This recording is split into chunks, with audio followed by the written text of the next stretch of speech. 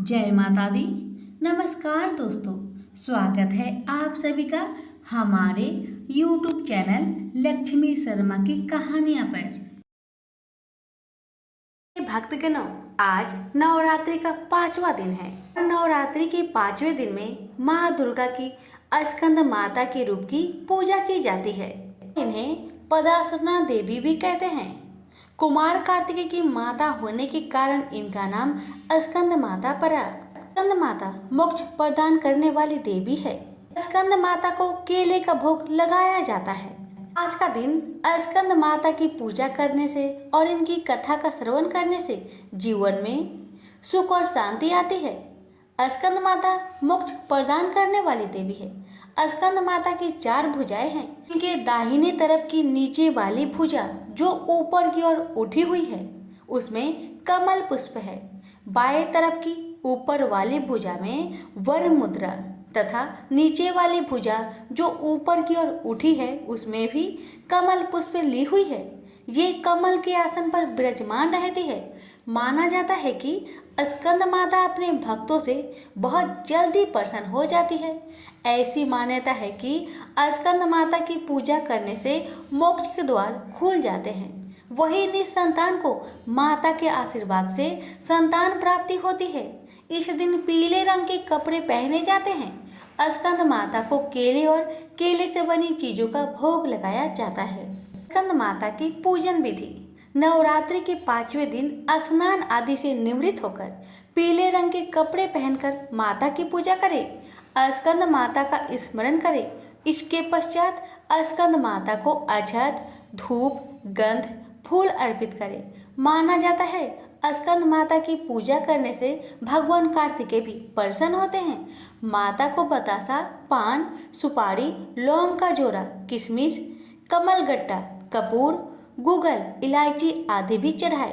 फिर स्कंद माता की आरती करें। स्कंद माता की आरती। या देवी सर्वभूतेषु माँ स्कंद माता रूपेण संस्थिता। नमस्तस्यै नमस्तस्यै नमस्तस्यै नमो नमः। आइए सुनिए कथा। माता की कृपा प्राप्त करने के लिए कथा को पूरा जरूर सुनेगा। कमेंट बॉक्स में माता रानी की जय अवश्य लिखे। कथा इस प्रकार है। एक बार भगवान शिव कैलाश पर्वत पर समाधि लगाकर बैठ गए। वर्ष पर वर्ष बीतते चले लेकिन उनकी समाधि भंग नहीं हुई। इससे सृष्टि का कल्याण और संहार रुक गया। सृष्टि के कामों में रुकावट आने से ब्रह्मा, विष्णु तथा अन्य देवताओं को बहुत चिंता हुआ और वे भगवान शिव की समाधि भंग करने के लिए उपाय सोचने लगे। ब्रह्मा भगवान विष्णु से बोले, भगवान आप ही कोई उपाय बतलाए जिससे भगवान शिव की समाधि टूटे और वह सृष्टि के कल्याण और संहार का अपना उत्तरदायित्व पूर्ण करने में लगे। अगर सृष्टि का चक्र रुक गया तो संसार नष्ट हो जाएगा। विष्णु भगवान बोले, ब्रह्मा जी आपने ही तो इस सृष्टि को पैदा किया है, आपने ही विधान बनाया है, इसलिए आप ही कोई उपाय सोच सकते हैं। ब्रह्मा जी बोले, भगवान शिव की समाधि अगर हमने किसी उपाय से भंग कर भी दी तो वह कल फिर समाधि लगा लेंगे। मैं चाहता हूँ कि कोई ऐसा अस्थायी उपाय सोचा जाए कि सृष्टि का चक्र विधान के अनुसार चलता रहे।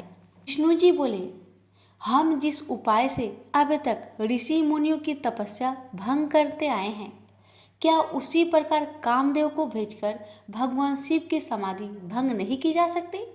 भगवान शिव निर्विकार है, अर्थात उनके मन में ना तो कोई विकार है और न पैदा किया जा सकता है, इसलिए यह उपाय कारगर सिद्ध नहीं होगा। ब्रह्मा जी बोले, भगवान हो सकता है कामदेव से प्रभावित होकर भगवान शिव अपनी समाधि तोड़ दे और फिर किसी स्त्री से विवाह कर ले। विवाहित होने के बाद उनकी आए दिन की इस समाधि से मुक्ति मिल जाएगी। विष्णु जी बोले, लेकिन पितामह आपकी नज़र में क्या कोई ऐसी कन्या है जो निर्जन पर्वत पर रहने वाले शिव को पति रूप में स्वीकार कर ले?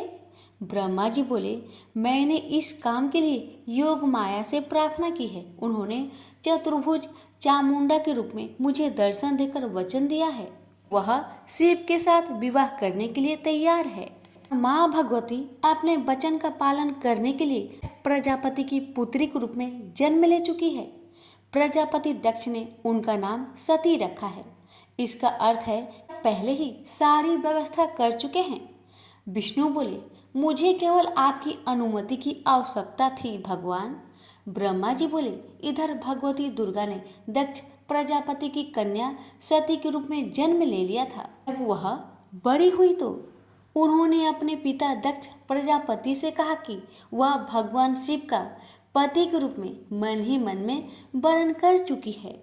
सती की बात सुनकर दक्ष बोले, तुम पागल हो गई हो बेटी। शिव तो संसार में वैराग्य ले चुके हैं, वह कभी भी सांसारिक बंधनों में नहीं बंधना चाहेंगे। सती बोली, आप चिंता मत कीजिए पिताजी, मैं अपनी तपस्या द्वारा उन्हें विवाह करने के लिए तैयार कर लूँगी। दक्ष बोले, कोशिश करके देख लो बेटी, लेकिन मुझे आशा नहीं है कि तुम्हारी तपस्या शिव की समाधि भंग कर सकेगी। सती ने माता पिता से आज्ञा लेकर घर में ही भगवान शिव की आराधना करनी आरंभ कर दी। सती की तपस्या के प्रभाव से भगवान शिव की समाधि टूट गई। वह उमा के सामने प्रकट होकर बोले, मैं तुम्हारी तपस्या से बहुत प्रसन्न हूँ उमा, जो भी चाहो वर मांग लो। उमा बोली, भगवान यदि आप मेरी तपस्या से प्रसन्न हैं तो मुझे पत्नी के रूप में स्वीकार कर लीजिए। भगवान शिव तथास्तु कह के वहां से अंतर्ध्यान हो गए। स्त्री की इच्छा अनुसार प्रजापति दक्ष ने उमा का विवाह शिव के साथ कर दिया। शिव उमा को लेकर कैलाश पर्वत पर आ गए। एक बार ब्रह्मा जी के दरबार में सब देवता बैठे थे। दक्ष प्रजापति भी वहां आए। ब्रह्मा पुत्र होने तथा सृष्टि बढ़ाने के कारण उनकी प्रतिष्ठा को देखते हुए सबने खड़े होकर उन्हें आदर दिया, प्रणाम किया, पर भगवान शिव वैसे ही बैठे रहे, उनके लिए जैसे कोई आया ही नहीं था। दक्ष ने इसे अपना अपमान समझा और क्रोध में कह बैठे, शिव मेरे जमाता हैं, उन्हें चाहिए था कि मुझ ससुर को उठकर प्रणाम करके आदर देते, पर लगता है इनमें देवताओं के योग शिष्टाचार नहीं है। किसी भी देव यज्ञ में भाग लेने की पात्रता इनमें नहीं है, अतः इन्हें किसी यज्ञ में भाग न दिया जाए। दक्ष क्रोध में बोलते रहे, शिव के लिए जैसे कुछ हुआ ही नहीं हो।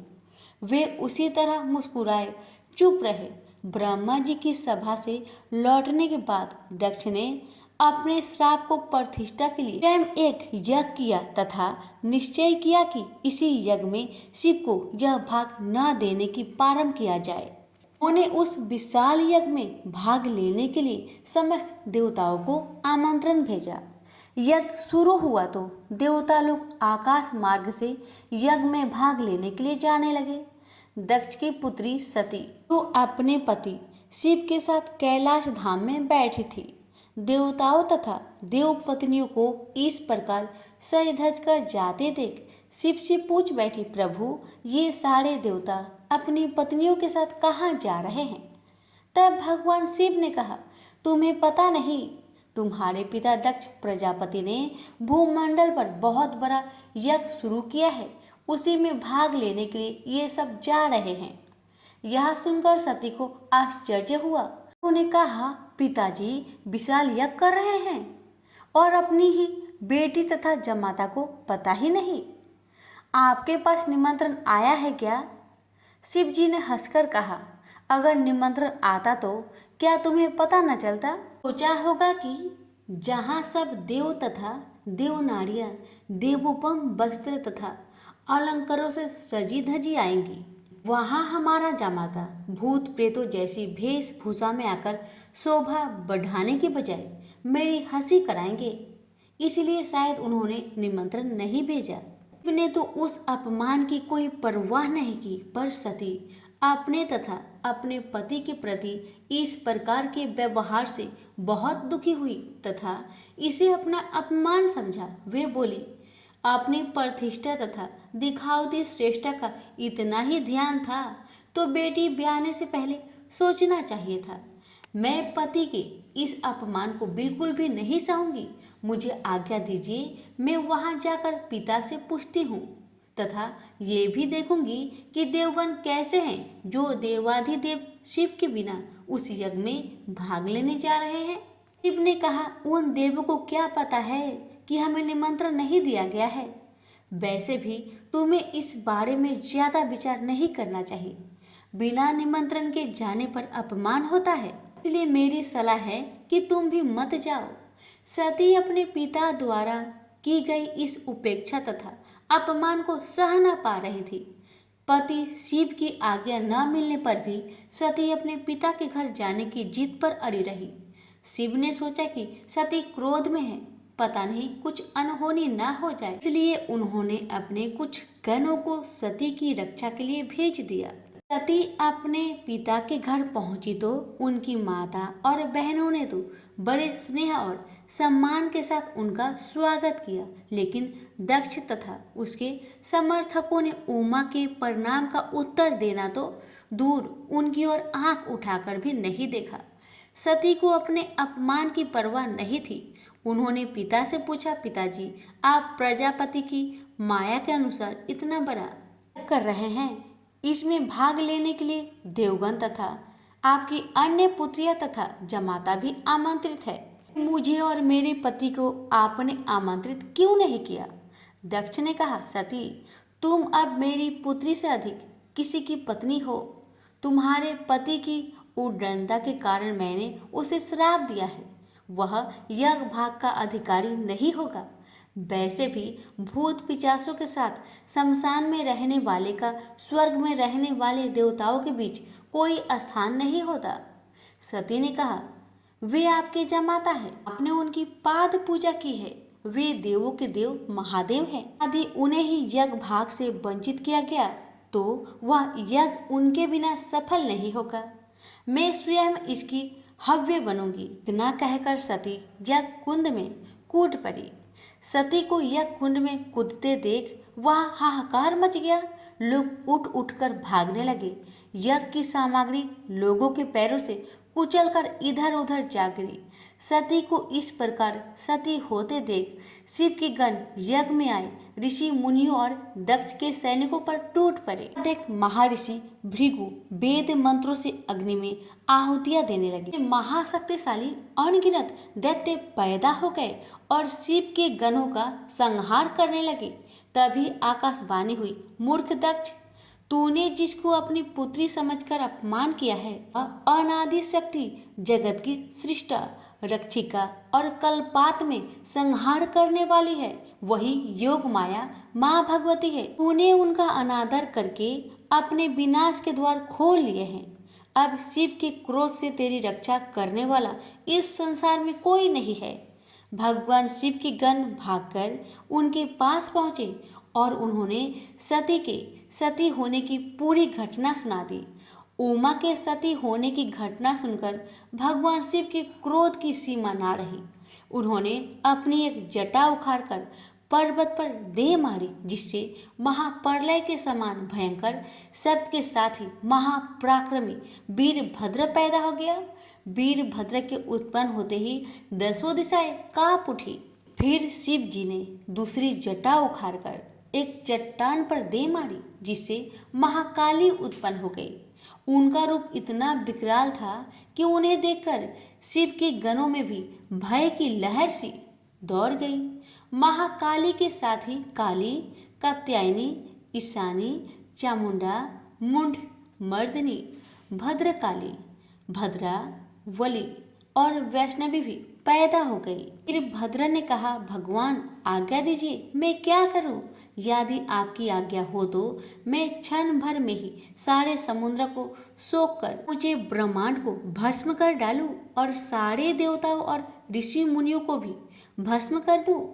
शिव जी बोले, वीरभद्र, ब्रह्मा का पुत्र दक्ष यज्ञ कर रहा है, अत्यंत अभिमानी और मेरा विरोधी है। जाओ उसके यज्ञ का विध्वंस कर दो और वहां जो भी देवता, गंधर्व, ऋषि मुनि हो उन सबको भस्म कर डालो। फिर शिव ने महाकाली से कहा, महाकाली, तुम इन 9 दुर्गाओं को साथ लेकर वीरभद्र की सहायता करो।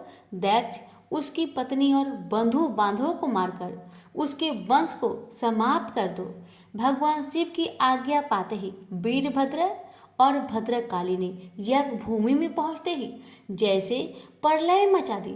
दक्ष की सेनाओं को समाप्त करके वे दोनों शिव जी के गणों के साथ जो भी सामने आया उसी को मौत के घाट उतारते चले गए। उन्होंने यज्ञ की वेदी तोड़ डाली, यज्ञ में काम आने वाली सारी वस्तुओं उठाकर नष्ट कर दिया। घबराकर दक्ष भगवान विष्णु से बोले, भगवान अब आप ही हमें सब संकटों से मुक्ति दिला सकते हैं। विष्णु बोले, दक्ष तुमने शिव जी का अपमान करके भयंकर अपराध किया है।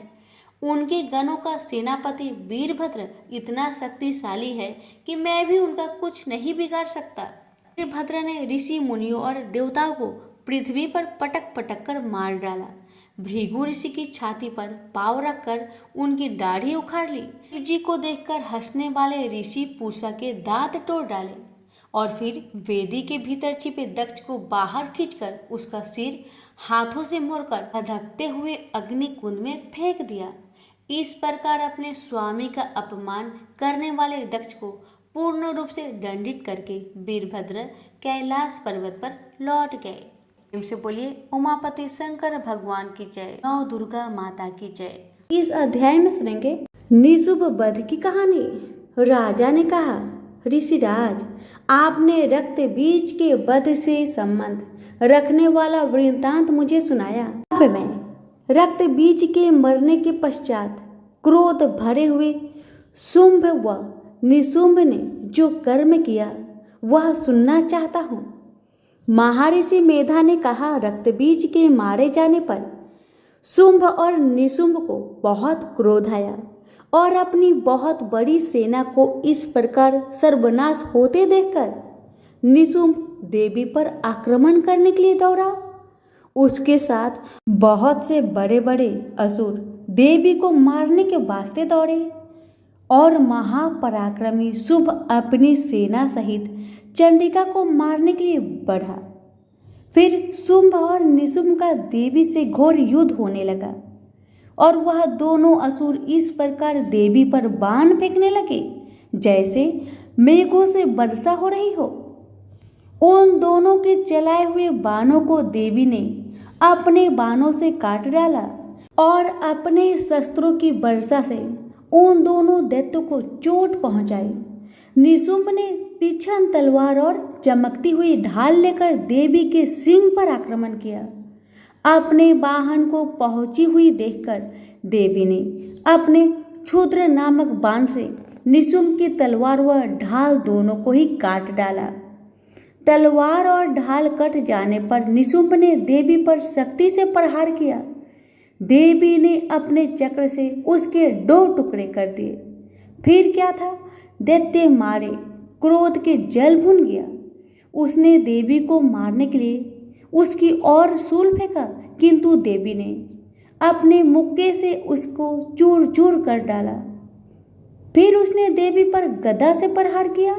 देवी ने त्रिशूल से गदा को भस्म कर डाला।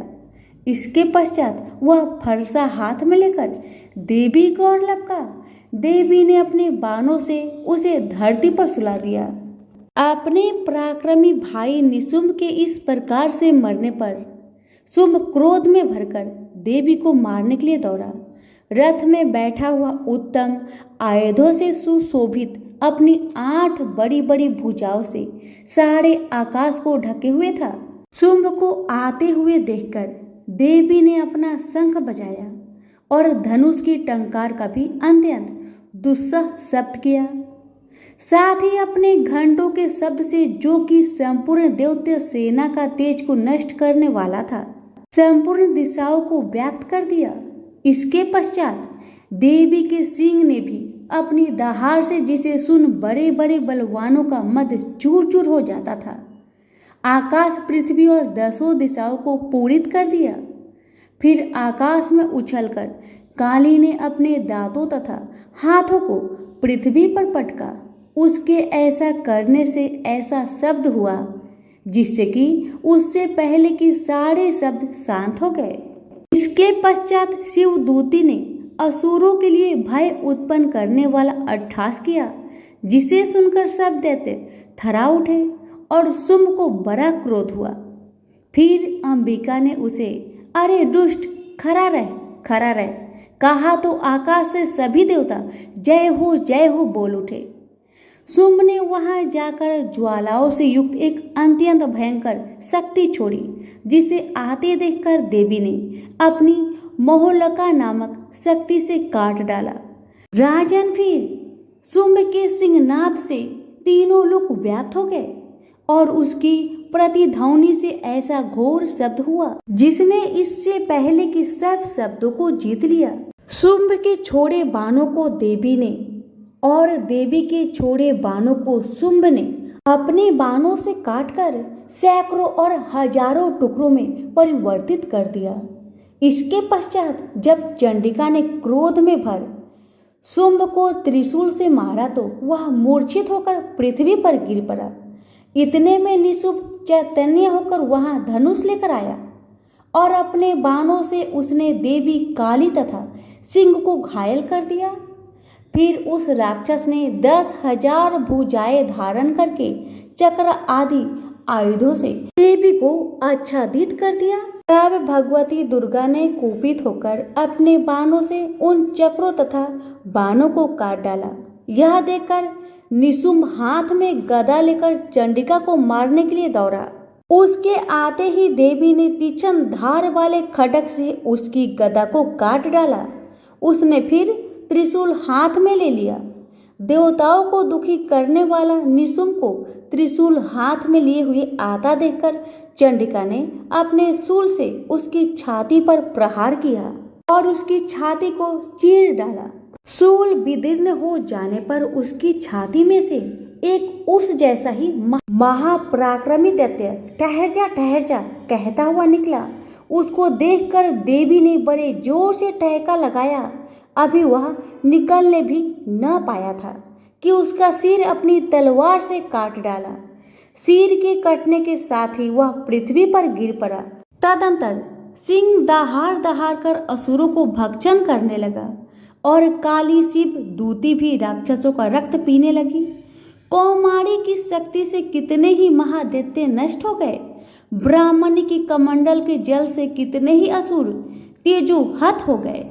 कई दैत्य महेश्वरी के त्रिशूल से विदीर्ण होकर पृथ्वी पर गिर पड़े और कई बारही के प्रहारों से छिन्न भिन्न होकर धराशायी हो गए। वैष्णवी ने भी अपने चक्र से बड़े बड़े पराक्रमियों का कचुम्बर निकालकर उन्हें यमलोक भेज दिया और ऐन्द्री के वज्रों से कितने ही महाबली राक्षस टुकड़े टुकड़े हो गए। कई दैत्य मारे गए, कई भाग गए, कितने ही काली शिव दूती और सिंह ने भक्षण कर दिए। प्रेम से बोलिए माता रानी की जय हो। यहीं पर हमारी श्री दुर्गा सप्तशती पाठ 9वां अध्याय समाप्त हुआ। अब सुनिए 10वां अध्याय। इस अध्याय में सुनेंगे शुंभ वध की कहानी। महर्षि मेधा ने कहा, राजन, अपने प्यारा भाई को मरा हुआ तथा सेना को नष्ट हुए देखकर क्रोध में भरकर दैत्यराज शुंभ कहने लगा, दुष्ट दुर्गे, तू अहंकार से गर्व मत कर, क्योंकि तू दूसरों के बल पर लड़ रही है। देवी ने कहा, दुष्ट, मैं तो अकेली हूँ। इस संसार में मेरे सिवा दूसरा कौन है? यह सब मेरी शक्तियां हैं। देख, यह सब की सब मुझ में प्रविष्ट हो रही है। इसके पश्चात ब्राह्मणी आदि सब देवियां उस देवी के शरीर में लीन हो गई और देवी अकेली रह गई। तो देवी ने कहा, मैं अपनी ऐश्वर्य शक्ति से अनेक रूपों में यहाँ उपस्थित हुई थी। उन सब रूपों को मैंने समेट लिया है। अब अकेली ही यहाँ खड़ी हूँ, तुम भी यहीं ठहरो। महर्षि मेधा ने कहा, जब देवताओं तथा राक्षसों को देखते देवी तथा शुंभ में भयंकर युद्ध होने लगा, अंबिका देवी ने सैकड़ों अस्त्र शस्त्र छोड़े। उधर दैत्यराज ने भी भयंकर अस्त्रों का प्रहार आरंभ कर दिया। देवी के छोड़े हुए सैकड़ों अस्त्र को दैत्य ने अपने शस्त्रों द्वारा काट डाला। इसी प्रकार शुंभ ने जो अस्त्र छोड़े उनको देवी ने अपनी भयंकर हुक्कार द्वारा ही काट डाला। दैत्य ने जब सैकड़ों बाण छोड़कर देवी को ढक दिया तो क्रोध में भरकर देवी ने अपने बाणों से उसका धनुष नष्ट कर डाला। धनुष कट जाने पर दैत्येंद्र ने शक्ति चलाई, लेकिन देवी ने उसे काट कर फेंक दिया। फिर दैत्येंद्र चमकती हुई ढाल लेकर देवी की ओर दौड़ा, किंतु जब वह देवी के समीप पहुंचा तो देवी ने अपने तीक्ष्ण बाण से उसकी चमकने वाली ढाल को काट डाला। फिर दैत्येंद्र का घोड़ा मारा गया, रथ टूट गया, सारथी मारा गया। तब वह भयंकर मुकद्दर लेकर देवी ने अपने तीक्ष्ण बाण से उसके मुकद्दर को भी काट डाला। इस पर दैत्य ने क्रोध में भरकर देवी की छाती में बड़े जोर से एक मुक्का मारा। दैत्य ने जब देवी को मुक्का मारा तो देवी ने भी उसकी छाती में जोर से एक थप्पड़ मारा। थप्पड़ खाकर पहले तो दैत्य पृथ्वी पर गिर पड़ा, किंतु तुरंत ही वह उठकर खड़ा हुआ। फिर वह देवी को पकड़कर आकाश की ओर चला और उछला, और वहां जाकर दोनों में युद्ध होने लगा। वह युद्ध ऋषियों व देवताओं को आश्चर्य में डालने वाला था। देवी आकाश में दैत्य के साथ बहुत देर तक युद्ध करती रही। फिर देवी ने उसे आकाश में घुमाकर पृथ्वी पर गिरा दिया। दुष्ट आत्मा दैत्य पुनः उठकर देवी को मारने के लिए दौड़ा। तब उसको अपनी ओर आता हुआ देखकर देवी ने उसकी छाती विदीर्ण करके उसको पृथ्वी पर पटक दिया। देवी के त्रिशूल से घायल होने पर उस दैत्य के प्राण पेखरू उड़ गए, और उसके मरने पर समुद्र द्वीप और पृथ्वी सब कांपने लग गए। तदंतर उस दुष्ट आत्मा के मरने से संपूर्ण जगत प्रसन्न व स्वस्थ हो गया तथा आकाश निर्मल हो गया। पहले जो उत्पात सूचक मेघ और उल्कापात होते थे वह सब शांत हो गए थे। उसके मारे जाने पर नदियां अपने ठीक मार्ग में बहने लगी। संपूर्ण देवताओं का हृदय हर्ष से भर गया और गंधर्वनियां सुंदर गान करने लगी। गंधर्व बाजे बजाने लगे और अप्सराएं नाचने लगी। पवित्र वायु बहने लगी। सूर्य की कांति स्वच्छ हो गई। यज्ञशालाओं की बुझी हुई अग्नि अपने आप प्रज्वलित हो उठी तथा चारों दिशाओं में शांति फैल गई। तो प्रेम से बोलिए माता रानी की जय हो। यहीं पर हमारी श्री दुर्गा सप्तशती पाठ का 10वां अध्याय समाप्त हुआ। एक समय की बात है, एक भाई बहन रहते थे। बहन का नियम था कि वह अपने भाई का चेहरा देखे ही खाना खाती थी। हर रोज सुबह उठती थी और जल्दी जल्दी घर का सारा काम काज करके अपने भाई का मुख देखने के लिए उसके घर से निकल जाती। एक दिन रास्ते में एक पीपल पेड़ के नीचे गणेश जी की मूर्ति रखी हुई थी। उसने भगवान के सामने हाथ जोड़कर कहा कि मेरे जैसा अमर सुहाग और मेरे जैसा अमर पिहर सबको दीजिए। यह कहकर वह आगे बढ़ जाया करती थी। हर दिन का उसका यही नियम था। जंगल के झाड़ियों के कांटे उसके पैरों में चुभा करते थे। एक दिन बहन भाई के घर पहुंची और भाई का मुख देखकर बैठ गई। तो भाभी ने पूछा, पैरों में क्या हो गया है ननद जी? यह सुनकर उसने भाभी को जवाब दिया कि रास्ते में जंगल की झाड़ियों से गिरे हुए कांटे मेरे पाँव में चुभ जाते हैं। जब वह वापस अपने घर आ गई तब भाभी ने अपने पति से कहा कि रास्ते को साफ करवा दो। हमारी ननद यानी कि आपकी बहन झाड़ियों के रास्ते से आती है तो उसके पाँव में बहुत सारे कांटे चुभ जाते हैं। पत्नी की इतना बात सुनते ही भाई तुरंत उठा और हाथों में कुल्हाड़ी लेकर सारी झाड़ियों को काटकर रास्ता साफ कर दिया। और इसी कारण से गणेश जी का स्थान भी वहां से हट गया। यह देखकर भगवान गुस्सा हो गए और उसके भाई के प्राण को हर लिए। लोग अंतिम संस्कार के लिए जब भाई को ले जा रहे थे तब उसकी भाभी रोती हुई लोगों से कही, थोड़ी देर रुक जाओ, उसकी बहन आने वाली है। वह अपने भाई का मुख देखे बिना नहीं रह सकती। उसका यह हर दिन का नियम है। तब लोगों ने कहा, आज तो देख लेगी पर कल कैसे देखेगी? रोज के दिन की तरह बहन अपने भाई का मुख देखने के लिए जंगल में निकल दी। जब जंगल में उसने देखा कि सारा रास्ता साफ किया हुआ है, तब वह आगे बढ़ी तो उसने देखा कि सिद्धि विनायक को भी वहां से हटा दिया गया है। तब उसने जाने से पहले गणेश जी को एक अच्छे स्थान पर रखकर उन्हें स्थान दिया और हाथ जोड़कर बोली, हे गणेश महाराज, मेरे जैसा अमर सुहाग और मेरे जैसा अमर पिहर सबको देना। और फिर इतना कहकर आगे निकल गई। लड़की की बात सुनकर भगवान गणेश सोच में पड़ गए, अगर मैं इसका नहीं सुना तो मुझे कौन मानेगा, हमें कौन पूजेगा। तब सिद्धि विनायक ने उसे पीछे से आवाज दिया कि बेटी, इस खेजड़ी की 7 पत्तियां ले जा और उसे कच्चे दूध में घोलकर भाई के ऊपर छींटा मार देना, वह उठकर बैठ जाएगा। यह सुनकर जब बहन पीछे मुड़ी तो उसने देखा कि वहां तो कोई नहीं है, लेकिन फिर भी उसके दिल से आवाज आई, जो मैंने सुना वैसे ही करती हूँ, देखा जाए क्या होता है। इतना सोचकर वह 7 खेजड़ी की पत्तियां लेकर अपने भाई के घर पहुंची। उसने देखा वहां कई लोग बैठे हुए हैं, भाभी बैठी रो रही है और पास में ही भाई का लाश रखा हुआ है। उसे रास्ते में जो आवाज सुनाई दी थी वही बात याद आई और उसने वैसा ही किया जैसे उसने सुना था। उसने खेजड़ी के 7 पत्तियों को बताए हुए नियम के तहत भाई के ऊपर इस्तेमाल किया। तब उसका भाई उठकर बैठ गया। भाई बोला बहन से, मुझे तो बहुत ही गहरी नींद आ गई थी। तब बहन बोली, यह नींद किसी दुश्मन को भी ना आए, और उसने सारी बात अपने भाई को बता दी। हे गणेश महाराज, जैसे आपने उस बहन की सुनी वैसे ही कहानी कहने वाले, हुक्कारे भरने वाले सभी की परिवार की सुनना और सभी के परिवार की रक्षा करना।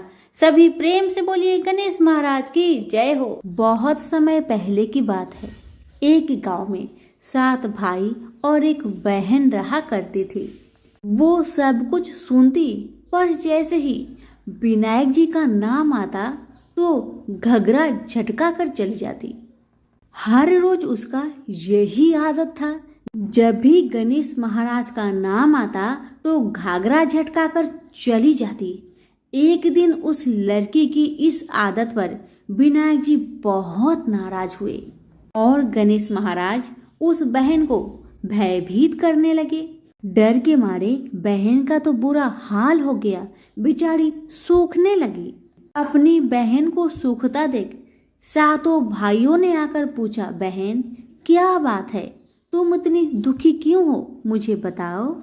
पर भाइयों के बार बार ऐसे पूछने पर बहन ने कुछ नहीं बताया। भाई असफल रहे। सबसे जो छोटा भाई था वह बहुत चतुर था, बहुत चालाक था। उसने आधी रात को अपना वेश बदलकर गणेश महाराज को पकड़ लिया और पूछा कि आप कौन हैं और मेरी बहन के साथ छल क्यों करते हैं। भाई की बातें सुन गणेश जी बोले, मैं तो गणेश महाराज हूँ, तेरी बहन सारी बातें सुनती है, पर जैसे ही मेरा नाम आता है तेरी बहन दूर चली जाती है, इसलिए मैं उसे डराता हूँ। भाई ने पूछा कि आप इसका उपाय बताए तो गणेश जी बोले कि कोई भी कहानी कहो तो गणेश जी की कहानी कहे बगैर नहीं उठना चाहिए। बहन ने उस दिन से नियम रखा कि वह रोज गणेश जी की कहानी सुनेगी और कहानी सुनने के बाद ही कुछ खाएगी, और बहन हर रोज ऐसा ही किया। अब तो बहन कहानी सुनने के बाद ही कुछ खाया करती थी। इस तरह से गणेश जी महाराज बहन पर प्रसन्न रहने लगे और उसकी सारी मनोकामनाएं को पूरी करने लगे। गणेश महाराज की आशीर्वाद से उस बहन को अच्छा घर और अच्छा वर मिला। तो प्रेम से बोलिए गणेश महाराज की जय हो।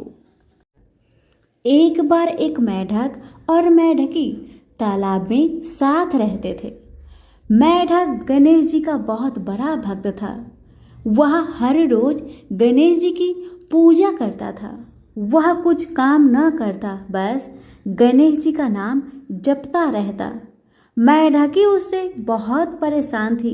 एक दिन मेढकी ने गणेश जी की मूर्ति छिपा दी। मेढक आया और गणेश जी की मूर्ति के बारे में पूछने लगा तो मेढकी ने बोला कि मुझे नहीं पता।